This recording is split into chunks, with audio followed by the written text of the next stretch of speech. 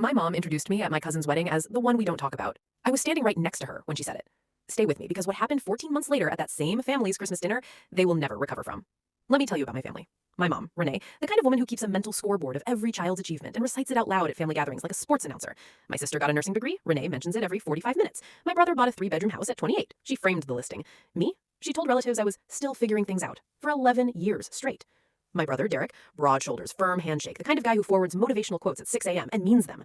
Derek once told me completely sincerely, some people are just built for success and some people aren't. It's not an insult, it's just biology. He was talking about me. And then there's me.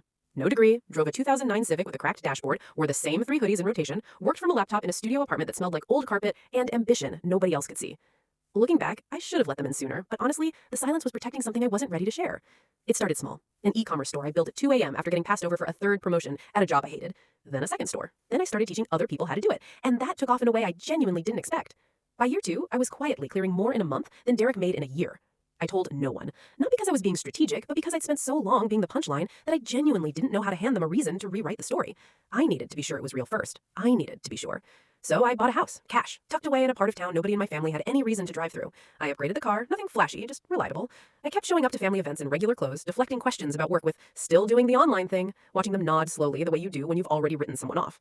My cousin Bria, God bless her, she whispered to her husband at Thanksgiving, right in front of me, I genuinely don't know how he pays rent. I smiled, and I passed the gravy. Christmas dinner, Derek's house, 31 people, 1 long table, 2 bottles of wine already open before the food hit. My mom started doing the thing she always does, the round table of achievements. Bria's promotion, Derek's investment property, my sister's hospital recognition award. Then she got to me. She paused, actually paused, like she was buffering.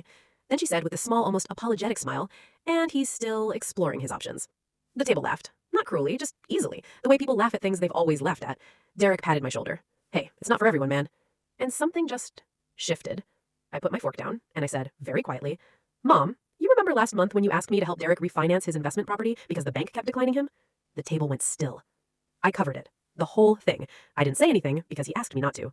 Derek's face, I will never forget Derek's face. My mom looked at Derek, Derek looked at his plate. I pulled out my phone, opened the portfolio dashboard I'd been looking at that morning, slid it across the table to my mom. She looked at it for a long time. She didn't say anything. That was somehow worse than anything she could have said. Bria leaned over and looked, put her hand over her mouth. Derek finally looked up and said, Why didn't you just tell us?